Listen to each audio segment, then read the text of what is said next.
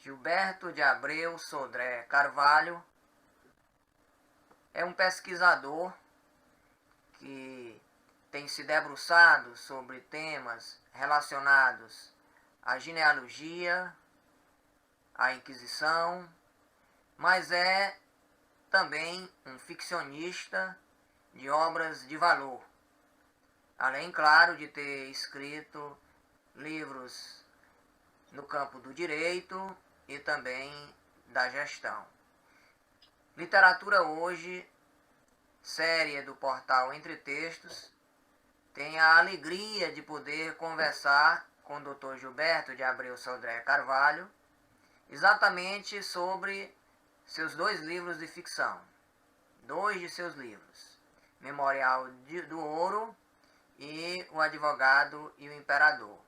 Mas eu gostaria inicialmente de fazer uma breve menção a outros livros de Dr. Gilberto.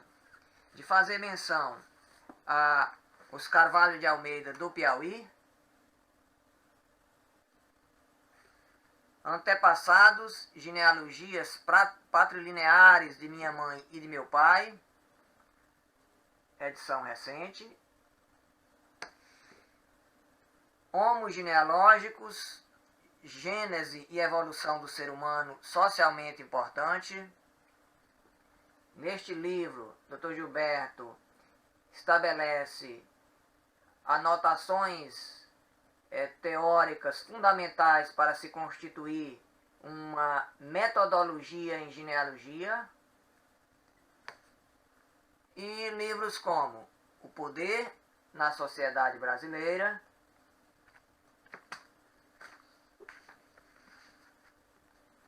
Brasil, um Retrato, entre outros. É com alegria que recebemos Dr. Gilberto de Abreu Sodré Carvalho.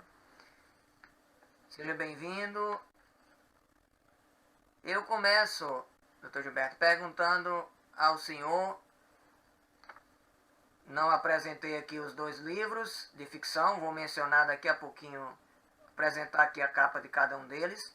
Eu pergunto inicialmente ao senhor, acerca de Memorial do Ouro, o seguinte: sua escritura é pautada na ressignificação do discurso histórico, sua escritura de literatura.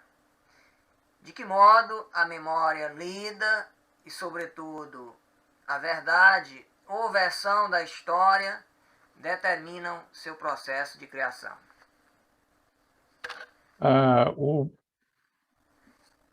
Boa noite, meu querido primo Dilson. Eu gosto de deixar esse registro de que nós fomos ligados pelo sangue, né? E na nossa origem comum no Piauí, bem antigo. E o que acontece com os romances históricos é o estabelecimento de uma base narrativa que estrutura a parte literária, a base narrativa histórica, né, de fatos históricos, e sobre eles, vamos dizer, com a facilitação dada pela dramaticidade da narrativa histórica, isso ser aproveitado para estabelecer um roteiro básico para você desenvolver literatura. Quer dizer, você preenche os vazios que existam para o entendimento de fatos históricos com a percepção artística do escritor, que cria uma versão do que teria acontecido. A rigor, nunca se saberá exatamente ou com objetividade o que aconteceu. Se sabe de fatos que são conectados no presente, quando eles aconteceram no passado, numa outra situação de mentalidade, de costumes, de lógica dentre as coisas. E se naquele tempo já havia, no tempo que ocorreram, já havia mais de uma versão possível, conforme o interesse em estabelecer uma narrativa que favorecesse esse ou aquele interesse, mais ainda no futuro pode haver outras, né? Quer dizer, uma terceira, uma quarta, uma quinta, e como a própria historiografia ensina, existe uma evolução na interpretação dos fatos, né? Não na interpretação dos fatos, vamos dizer, a partir de um mirante 2021, mas sim uma interpretação dos fatos a partir dos dados que vão surgindo e do entendimento, talvez, vamos dizer, de uma coisa que é permanente, que é da mente humana, como funciona, né? Como os preconceitos se estabelecem, como os olhos se estabelecem, e tudo isso passa a ficção a sugerir esses meandros aos fatos históricos, né? Que aí, com os grandes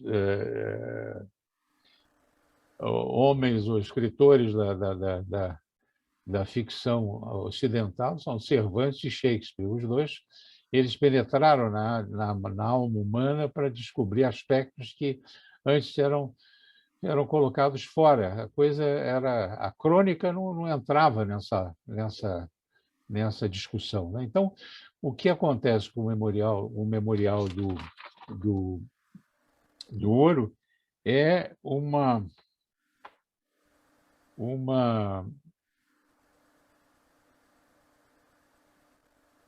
é uma versão, vamos dizer, literária daquilo que teria acontecido. Então, se preenche para criar mais dramaticidade muito de ficção no meio daquilo. Eu acredito que o aspecto básico do romance histórico é estimular a leitura inicial das pessoas, dos adolescentes, e aí, conforme a qualidade do texto literário, ele também servir para adultos e para idosos também lerem, e já com conhecimento vendo o que é com clareza o que é verdadeiro e o que é ficção ali. Mas eu acredito que seja isso. Não sei se respondi. Então, a história ela serve para dar uma estrutura, né, dramática ao que se vai escrever. É um facilitador enorme para talvez escritores de pouca imaginação como eu, né? A imaginação é suprida pela estrutura da narrativa histórica, né, verdadeira, né? Então, no Memorial do Ouro, aquilo é basicamente o que aconteceu. Eu parti da informação que eu tenho depois de muita leitura, sobre o reinado de D. João V de Portugal, do estudo daquele tempo, inclusive de livros sobre culinária daquele tempo, como o que se comia, o que se fazia, né, naquele tempo, e o que me deu sustentação básica para entender o espírito da época foi um dicionário escrito completado em 1728, do padre Rafael Blutot, um francês radicado em Portugal, que fez o estudo que resultou no vocabulário português e latino, né? Então, lá, os termos, as palavras, as locuções portuguesas são colocadas dentro do espírito da época, que era possível de ser captado no início do século XVIII, né? Então, isso dá uma consistência interessante para se poder escrever. E o resultado do livro Memorial do Ouro, que é muito barroco, pelo menos a meu ver, as ideias, as coisas são resultado dessa época. As coisas fantásticas tinham sentido naquele tempo, né? As coisas fantásticas estavam cedendo lugar só há muito pouco tempo, no início do século XVIII, a um cientificismo, né? Mas aquelas alegorias, aquelas coisas, vamos dizer, vindas da Idade Média, ainda eram muito presentes. Eu acredito que seja um resumo, que acho que eu respondi. Eu aproveito e o que o senhor me responde, de algum modo, antecipa o que tenho a lhe a perguntar, mas eu o faço, sobretudo, porque é a oportunidade de o senhor aprofundar um pouco mais essa discussão, esses aspectos que o senhor acabou de pontuar. O romance Memorial do Ouro, ele nos remete especialmente ao século XVIII. Estou aqui com ele em mãos, Memorial do Ouro. O cotidiano e a linguagem desse tempo foram naturalmente valorizados em termos de criação. Quais foram os cuidados que o senhor teve para reconstruir a ambiência cotidiana do século XVIII nessa obra? O que eu tive cuidado de fazer foi, não para o efeito do Memorial do Ouro, mas sim o Memorial do Ouro é consequência de eu ter lido muito sobre a história de Portugal, dos costumes, da política, da história política de Portugal, nas minhas pesquisas genealógicas e históricas, né? Então, eu li muito, especialmente o período que antecede a Idade Moderna, né? que começa lá por volta desse tempo, seguindo-se a esse finalzinho de religiosidade ou de cristocentrismo, vamos dizer, do século XVII, né? Ainda do século XVII. Então, eu estudei sobre isso e o resultado é o Memorial do Ouro. Quer dizer, eu tive vontade de juntar aquela informação que eu tinha produzido para mim numa coisa que registrasse aquele tempo. Então e o outro ponto é o trabalho do padre Rafael Blutot, que deu confirmou aquela ideia toda de religiosidade, de apreciação não científica sobre as coisas, né? Sobre dogmas religiosos que eram católicos, que eram seguidos como verdadeiramente verdades, né? Intocáveis, né? Então, isso tudo criou uma mentalidade que resulta no Memorial do Ouro. Quer dizer, foi dessa maneira. Quer dizer, isso eu acredito que seja uma coisa que falte algumas vezes ao romance histórico brasileiro. Quer dizer, em vez de só aproveitar aquela plataforma histórica, da narrativa histórica que já contém dramaticidade própria, também e estabelecer uma série de diálogos supostamente possíveis, né? Vamos dizer, seriam possíveis, mas os escritores esquecem de trazer essa informação de contextualização no tempo, nos costumes, na forma de pensar. Quer dizer, tem muito de julgamento sobre moralidade, que não corresponde ao tempo, né? Então, acho que isso é uma coisa que deve ser estabelecida como orientação àqueles que queiram escrever romances históricos, essa preocupação. É muito importante que se tenha isso. O romance histórico não é um enredo já posto para ser utilizado vamos dizer, de um jeito contemporâneo, mas sim tem que haver respeito pelo tempo em que ele existiu, aquela base, aquela plataforma narrativa. O Santo Ofício é um dos temas principais de O Memorial do Ouro. Quais cuidados o senhor adota para que a inserção desse tema na narrativa não descambe para a ideologia ou desfavoreça a fabulação? O Santo Ofício é uma realidade no romance, vamos dizer, porque ele de fato ele existiu, ele não está sendo não foi projetado por mim no romance como uma coisa maior do que ele foi.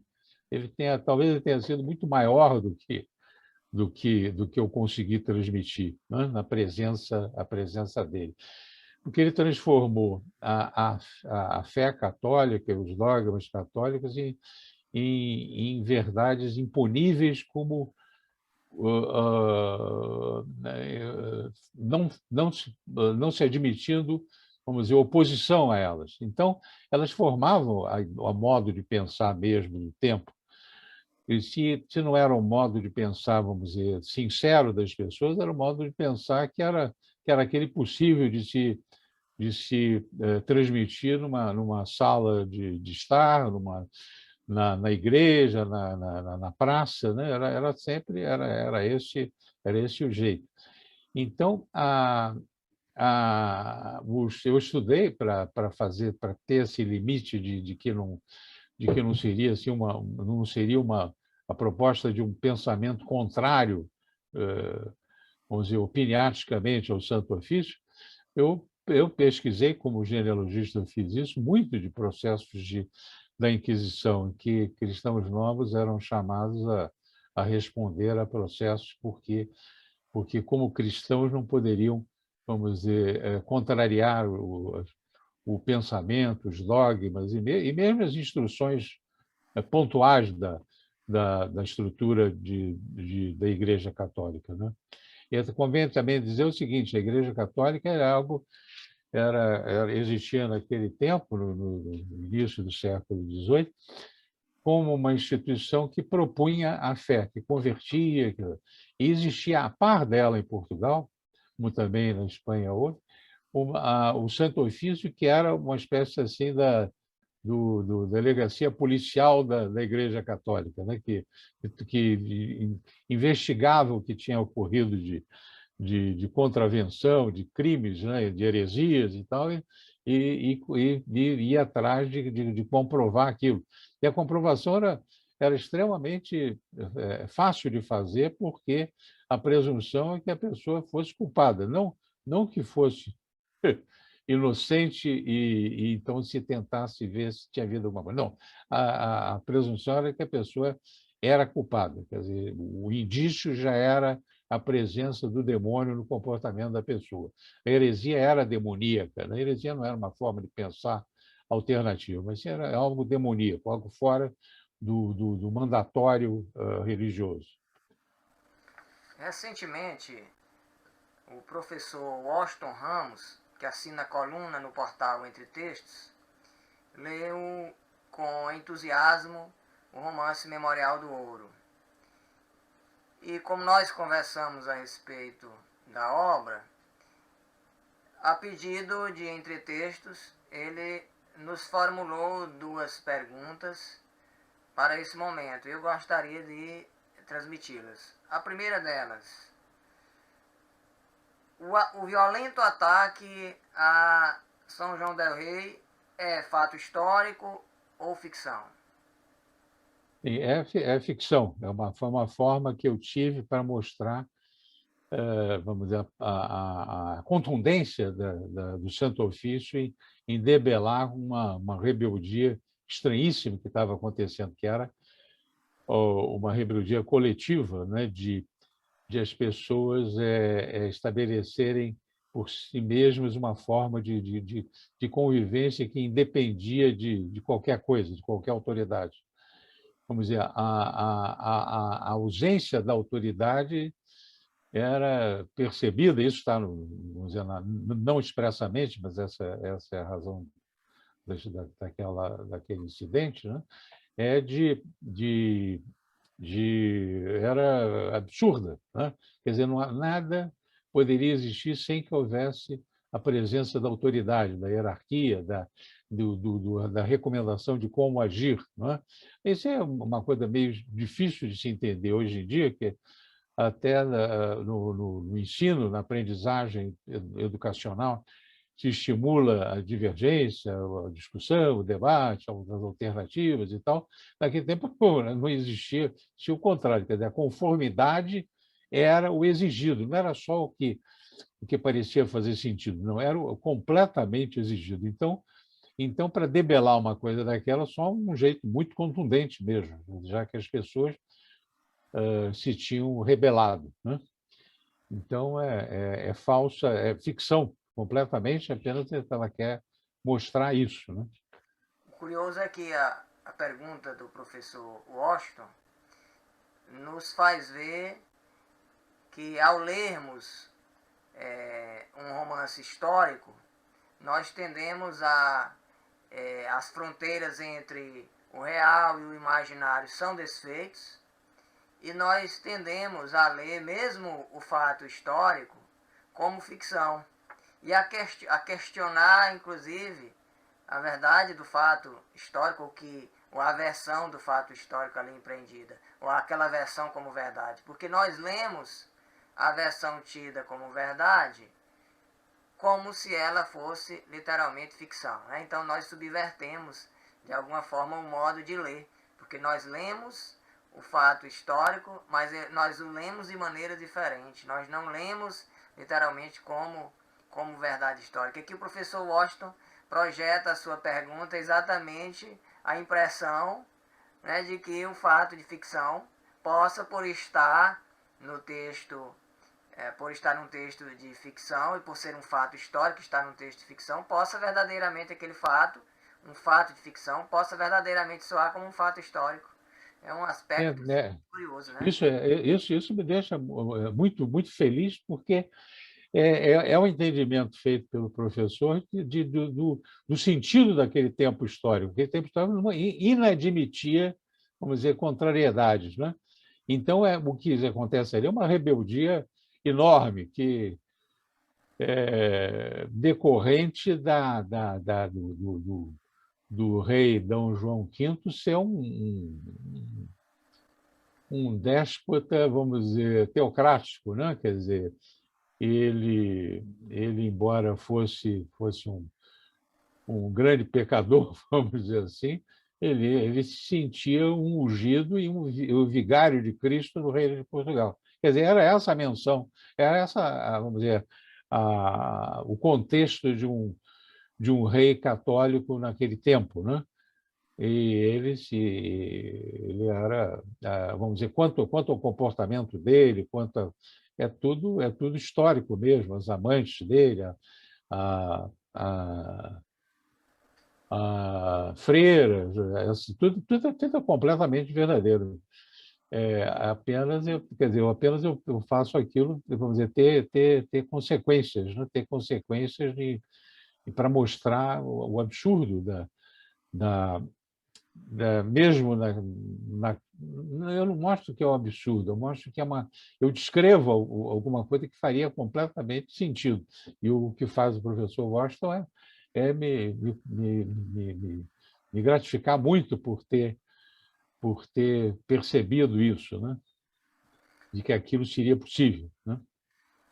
Nós somos muitas vezes tragados na leitura pela maior ou menor identificação com personagens, na leitura do texto literário. Aliás, nós buscamos, de alguma forma, quando lemos ficção, nos identificar com algum personagem, algum espaço. Nós tendemos a buscar isso, né? O professor Carlos Reis tem um estudo interessante que está aí nos oceanos da internet, um dicionário de personagens, muito, mas muito interessante. Eu estou fazendo essa observação, essa digressão, por qual razão? Porque o professor Washington Ramos se identificou enormemente com a personagem Clara, e a outra pergunta dele diz exatamente respeito a essa personagem. Clara é figura apaixonante, é assim que ele a define. É pura ficção ou realmente existiu equivalente? Qual é, portanto, a matriz da sua construção da personagem Clara? Clara de Azeredo Coutinho, ela existiu. Ela existiu, quer dizer, historicamente ela existiu mesmo, né? Fazia parte dessa família que ainda hoje é muito conhecida em Minas Gerais, Azeredo Coutinho, né? Ela tinha se casado mesmo com o João de Aveleda, que a rigor se chamava o personagem histórico, né? Se chamava João de Abreu Cardoso Sodré, né? Ele era meu antepassado. Ela era a primeira mulher dele, historicamente, a primeira mulher dele, e eu sou descendente do segundo casamento dele, que se fala no final, lá com uma, vamos dizer, a segunda mulher dele é a minha antepassada, né? Junto com ele. Mas ela existiu, sofreu na mão do Santo Ofício, foi levada a Portugal, depois voltou, e depois morreu. Agora, ela não tem essas qualidades não, que eu atribuo ao personagem. Quer dizer, essa coisa que vem de uma pessoa normal e vai se transformando em alguém sublime, né? Ela é como se fosse como uma fuga do real, né? Quer dizer, ela foge, ela como que morre humanamente para se tornar assim um anjo, alguém sublime, né? E, e, e aquela a beleza dela como ser humano normal, né? Que ela mostra quando ela se encanta pelo corpo do marido numa tina de madeira, né? Ela mantém aquela mesma beleza mesmo no curso dela como alguém extremamente espiritualizada, né? Extremamente mística, né? Sem ser religiosa, mas alguém que se identificava com o eterno no sentido do eterno não como apelido de Deus, mas sim com o eterno no sentido de eternidade, daquela coisa que não está no presente, nem no futuro, nem tem tempo, mas é mais uma sincronia com o profundo, com o cósmico, né? que ela desenvolveu. E ela fugia das maldades do dogmatismo, do autoritarismo do Santo Ofício por esse modo, né? E ela cativava mesmo aqueles que tentavam impor a ela uma, uma obediência, né? Qualquer obediência. Ela simplesmente não obedecia. Então, ela é uma forma de mostrar como seria possível, vamos dizer, alguém fugir como se fugisse para cima, né? Fugisse para o alto, né? da maldade que o Santo Ofício tentava impor a ela, né? E ela, com isso, ela também ela acaba também perdendo as oportunidades humanas dela, do amor carnal que poderia ter e tal. Ela vai fugindo disso, né? O senhor, como leitor de si mesmo, se tivesse que selecionar uma passagem da obra que fosse mais significativa enquanto leitor, que passagem o senhor selecionaria e por quê? Eu acredito que no livro a parte onde a Clara casa com o João, né? Porque ali ela percebe o que ela teria pela frente quando conhece, na cerimônia de casamento, o Dom Francisco, não? O bispo do Rio de Janeiro, que existiu mesmo, esse Francisco existiu, não tinha essa personalidade tão deformada quanto ele está aqui, mas foi alguém que teve uma presença enorme como agente do Santo Ofício, né? Ele fez muita coisa, depois de uma desorganização completa da igreja no Rio de Janeiro do século XVII. Ele veio no século de desorganização porque não conseguiam tomar conta das almas direito, havia muita rebeldia, muita questionamento da igreja que intervinha nos assuntos mundanos lá da comunidade, né? Então só surge Dom Francisco, que é um agente do rei mesmo, quer dizer, um agente do rei que entra para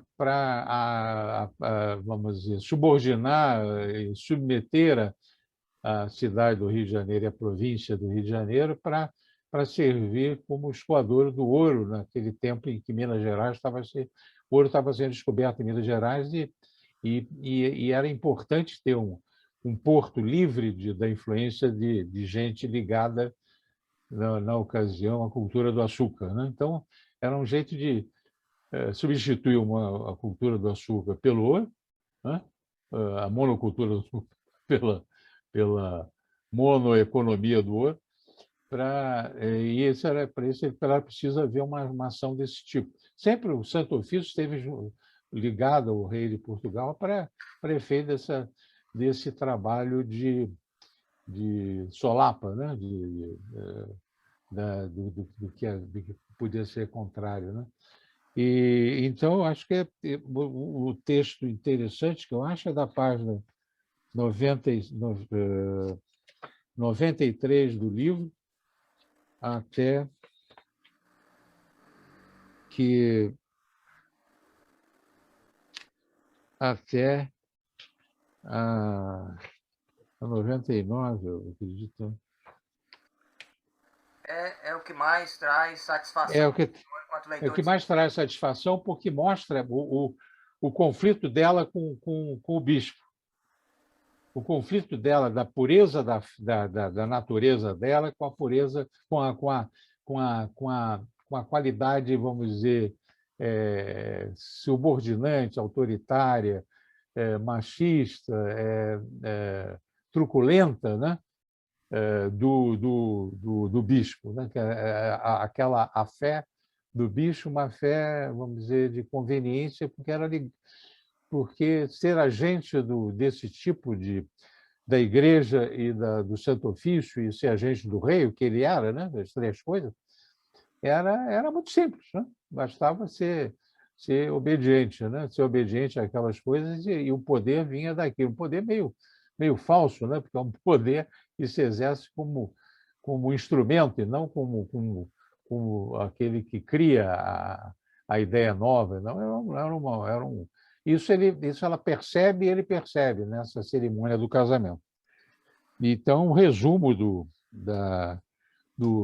livro, da grande questão do livro, está ali, né? Nesse casamento, quando os dois se descobrem, né? Então, o Santo Ofício descobre a Clara descobre o Santo Ofício, e ela percebe a vida horrível que ela vai ter a partir daí, porque não havia como vamos dizer, mudar a vida, né? Quer dizer, as pessoas viviam, vamos dizer, de uma situação de restrição demográfica, vamos dizer assim. A pessoa nascia no lugar e ficava por ali mesmo, e achava que pertencia àquele lugar em todos os sentidos. Então, fugir não passava na cabeça da pessoa, né? Especialmente uma pessoa como uma mulher. Não? Então, é isso. Eu passo, então, ao Advogado e Imperador, a história de um herói brasileiro, publicado pela Duna Dueto. E pergunto ao senhor o seguinte, a princípio. Em O Advogado e o Imperador, o senhor põe em cena o abolicionista Luiz Gama e o escritor Machado de Assis, a fim de gerar reflexões sobre os afrodescendentes no século XIX. Como o senhor avalia o resultado dessa narrativa? O Machado de Assis foi um mestiço de europeu com africano, né? Como também foi Luiz Gama, também foi a mesma coisa. Também um mestiço de africano com português, né? E lembrando sempre que já no tempo do Império, os dois, né? Eles já não eram mais o branco deles não era mais português, era um branco brasileiro, né? Que tem suas consequências também. Mas o que eu quis fazer com Machado de Assis era mostrar vamos dizer, o aspecto duplo da personalidade dele. Ele era um sujeito extremamente bem-sucedido como branco, e era considerado branco, né? Ele tinha todas as qualidades de um grego, como disse Joaquim Nabuco dele, né?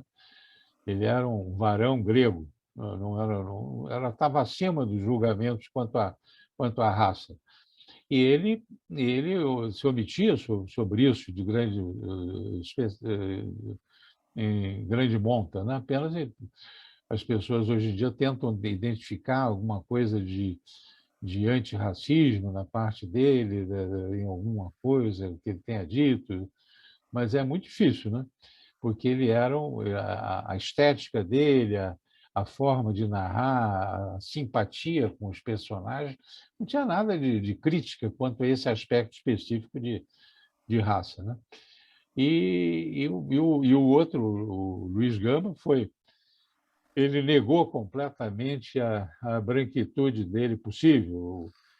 Ele não tinha o pai dele, que era branco, era possivelmente, pelo que ele diz mesmo, ele próprio diz, um mulato claro, não, um mestiço claro, não um pardo claro, não seria na linguagem do IBGE. Ele excluiu isso da, da percepção, da autopercepção que ele tinha, né? Evidente, de autopercepção dele mesmo, né? Então, ele se sentia completamente negro, né? Enquanto Machado de Assis podia ter alguma dúvida, devia ter, né? Ele não tinha dúvida nenhuma, ele tinha completamente negro. Ele seria o verdadeiro ícone do movimento negro, seria Luiz Gama, né? Então, eu acho que essa discussão do Machado de Assis, dele com ele mesmo, que é visto numa cena do livro, né, do romance, ele mostra uma coisa que existiu durante um bocado de tempo, né? Hoje em dia, o que existe é aquela disputa enorme entre a, a minoria, vamos dizer, negra por definição, que corresponde a uns 15% da população brasileira, e uma disputa com os brancos para a cooptação dos pardos, né? Então, existe essa questão, quer dizer, é uma questão que, evidentemente, vai ser resolvida daqui a 50 anos, 100 anos, vai deixar de existir esse problema. Mas, hoje em dia, é uma coisa muito, muito, muito violenta, né? Quer dizer, o que é o politicamente correto, que me parece a mim é o antirracismo, vamos dizer, praticado de uma forma ativa, né? Quer dizer, você tem que ser antirracista e não dizer que não é racista, né? Porque, vamos dizer, as pessoas são livres tem que ter o caminho livre para a ascensão, quer dizer, não pode haver uma dominação branca inibindo os negros, né? E do mesmo modo, os pardos, né? Agora, a grande confusão, a grande coisa crucial nisso é que as pessoas, ao mesmo tempo, têm que ser livres para escolherem que se identificam mais com uma determinada raiz ou outra raiz, não é? Então, essa miscigenação nossa cria esses dramas, né? E também esses devem ser respeitados, aqueles que querem ser o que sentem, né, escolherem aquela origem que quiserem escolher, não é? Não é, vamos dizer, é um grande problema, não é? Quer dizer, é uma coisa que vem do escravismo pelo qual passamos, então se identifica o negro como miserável, como não merecedor de ascensão, e os brancos se protegendo entre si de alguma maneira, ou então. É um grande problema, quer dizer, não tem autoridade científica ou moral, ou o que for, né, para dizer alguma coisa que tenha valor geral nesse assunto, né? Apenas eu sei que é um problema, né? O que eu fiz ali com com essa discussão do Machado de Assis com ele mesmo é mostrar que existe um problema, né? E... De igual modo, eu pediria ao senhor que, como ainda há pouco o fizemos, que lesse a si mesmo apontando qual passagem da obra o senhor julga como mais aprazível a seus olhos. E por que exatamente essa passagem o agrada? Eu acho que a passagem que se segue, que começa na página 93 do livro, né, e vai em seguida até... É a que mostra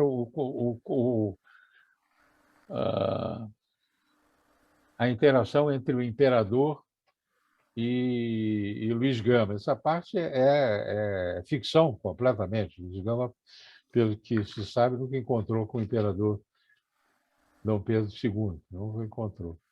O que eu faço para cumprir aquele papel do romancista histórico, é criar alguma coisa que explique o resto, né? Quer dizer, que interconecte a narrativa histórica para ela fazer sentido, né?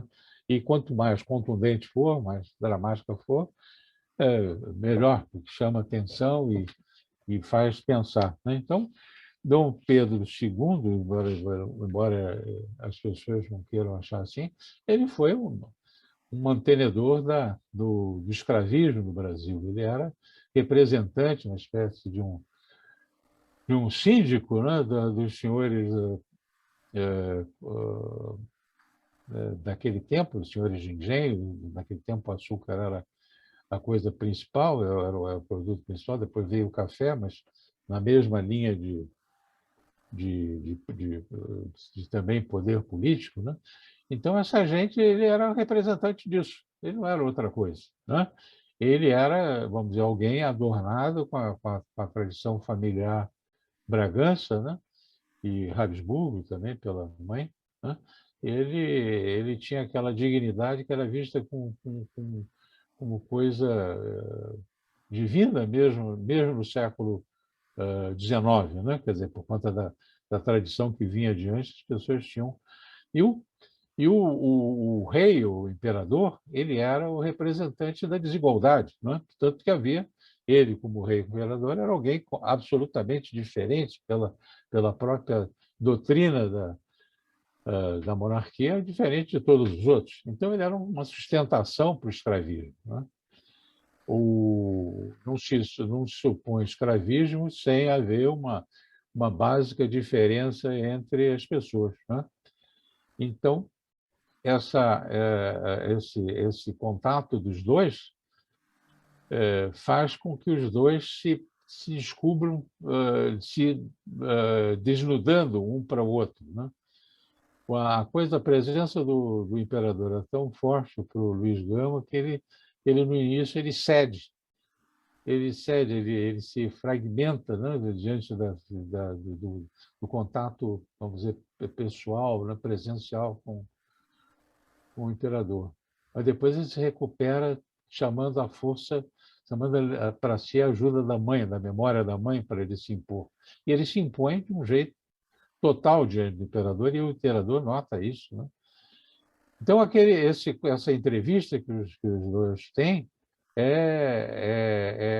também explicativa de todo o livro, né? Quer dizer, a autoridade imperial, significativa de diferença entre as pessoas, e aquele que se sentia negro e queria se impor como negro, né? E era republicano, ele era antimonarquista, ele não foi exatamente um abolicionista, ele foi um líder negro sem a parte de ser percebido como abolicionista, que seria alguém de cima para baixo dizendo vamos abolir, não, a escravatura. Não, ele era um líder do grupo que queria liberdade, bem diferente, né? Bem diferente dos outros líderes abolicionistas que eram monarquistas, todos eles, né? Então, é isso. Eu acho que esse é o ponto, é a coisa que mostra o grande confronto do livro, né? A sua literatura tem um compromisso social muito evidente, né? A literatura de ficção. É, eu não sei se o senhor chega a conceber como o compromisso social como engajamento, né? Porque há quem não veja a literatura que tem o viés social necessariamente como engajamento, né? Mas eu estou concebendo que há um engajamento. No seu compromisso social há um engajamento. Então, quando nós passamos a conceber dessa forma, essa é uma causa assim muito perseguida pelos escritores, de tal forma que há quem ainda costume conceber as obras fazendo uma dicotomia entre textos que têm uma conotação psicológica e textos que têm uma conotação social. Essa perseguir socialmente um tema, essa é uma sina do escritor, o escritor para se realizar, você acredita que ele verdadeiramente tem que ter esse compromisso social no que escreve? Eu acho que não, quer dizer, eu acho que vem essa escrita, vamos dizer, que pode ser percebida como arte ou como ela tem que nascer de dentro da gente como uma dor qualquer, uma coisa que não foi superada, uma frustração que não foi superada. No meu caso, é a questão da opressão. Eu me coloco, eu me indisponho de uma forma absoluta com a opressão. Então, nos dois livros se percebe a opressão que tenta ser vencida pelos oprimidos. Não é? Então, a questão social é consequência desse desgosto meu, dessa falta de gosto meu absoluta com a opressão, com a dominação, com o autoritarismo, com as receitas feitas, impostas, com a falta de liberdade, com tudo isso, isso é que me cria isso que parece social. Na verdade, não é uma construção, vamos dizer, minha para, vamos dizer, como uma doutrina que eu inventei para mim, para eu seguir, ou que eu esposei. Não, é apenas uma aflição muito grande. Eu tenho uma aflição muito grande com isso. Né? Sempre tive, sempre tive. Quer dizer, minha vida como filho, como do meu pai, que era alguém bem autoritário, tudo, vamos dizer, eu percebia desde aquele tempo, quer dizer, como meu pai escondia a doçura possível dele e também praticado algumas vezes, né, comigo, com aquele autoritarismo e tal. Mas então a minha e depois eu fui percebendo essa manifestação de domínio, de subordinação em vários aspectos da vida, e aquilo tudo me deixava muito nervoso. Não é?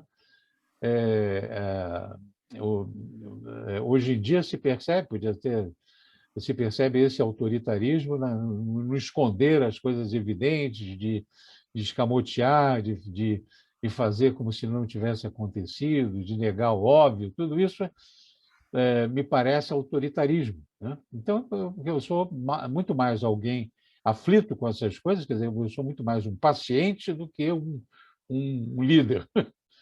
Então, esse que é o ponto. Né? Antes de finalizarmos a nossa entrevista, nós temos aqui um último questionamento a fazer. Eu gostaria de ressaltar que o Dr. Gilberto de Abreu Sodré nasceu no Rio de Janeiro. Estou correto, né, Dr. Gilberto? Perfeito. Reside em São Paulo, onde se dedicou por décadas, sobretudo, à advocacia, trabalhando principalmente com direito empresarial, salvo engano, correto? Perfeito. Então, o último questionamento, Dr. Gilberto, que tenho a fazer é o seguinte. O senhor escreve, em termos de ficção, romances históricos. O romance histórico, ele teve um boom entre nós, na literatura brasileira, na década de 90. Tivemos aí grandes nomes da literatura brasileira se dedicando intensivamente ao romance histórico nesse momento. Entre eles estava Assis Brasil, Francisco de Assis de Almeida Brasil, autor de muitos livros premiados, piauiense.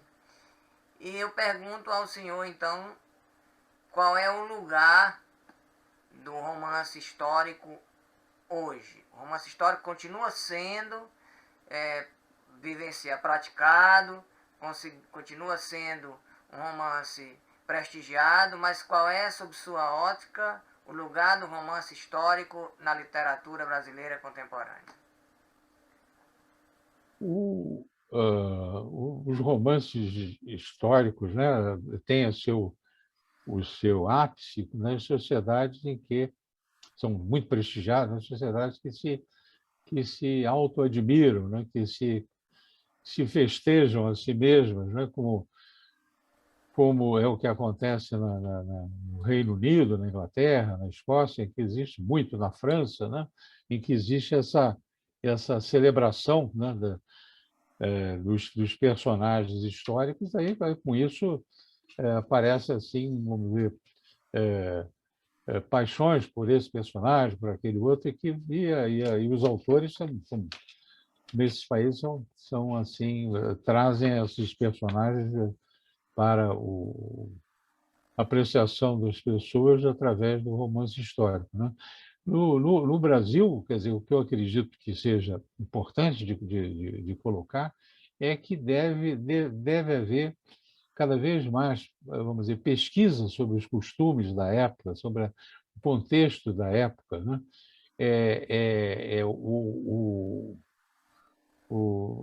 Vamos dizer, não trazer coisas anacrônicas para dentro daquela narrativa que aconteceu num tempo determinado. Vamos dizer, essa é a dificuldade de fazer um romance histórico mais elaborado, né? Quer dizer, que seria mais elaborado no sentido de trazer novidade que possa ter ocorrido no passado, né? Coisas, vamos dizer, o anacronismo deve haver com uma explicação, vamos dizer, que, que faça sentido para aquele tempo, né? Então, quer dizer, vamos dizer, vamos dizer, no meu caso, não é um anacronismo falar sobre opressão, sobre autoritarismo, sobre malícia, sobre tudo isso não existe, né? Agora, o cuidado deve ser tomado quanto a isso. Eu acho que o Brasil, quanto mais o Brasil se tornar admirador de si mesmo, no sentido dos seus personagens históricos, né? Mais vai haver romances históricos interessantes. O, o romance ele tem esse aspecto de transmitir, como se diz, o pensamento, as ideias, as coisas, por meio daquela parte em que o autor se manifesta, né, fora dos diálogos, né? Então, esse ponto deve ser muito cuidado, né, para ser feito dentro de uma lógica do contexto da época, né? Então, eu acho que essa, por exemplo, no livro O Advogado Imperador, o narrador é alguém ligado ao personagem principal, que é o Luiz Gama, né? Alguém, um filho dele, um sobrinho, alguém que se lembra daquele tempo e narra vamos dizer, do jeito que ele entende que deva narrar, né? E tem os pensamentos, os comentários de alguém completamente comprometido com as bandeiras do Luiz Gama. Não é vamos dizer, nesse sentido, o romance histórico ele pode fugir completamente da objetividade da historiografia, né? Quer dizer, porque tem um jeito dando opinião e opiniões absolutamente comprometidas. No caso do Memorial do Ouro, quem escreve, o narrador, é o personagem principal, que no final se revela como sendo o narrador. E também ele completamente comprometido com as coisas que diz. Quer dizer, quer dizer, romance histórico não é historiografia, não é escrita de história, é assim uma coisa a gente se aproveita da história para fazer literatura, né? Para ter uma outra literatura que não é aquela que vem da escrita direta da história objetivamente, né? Então é isso.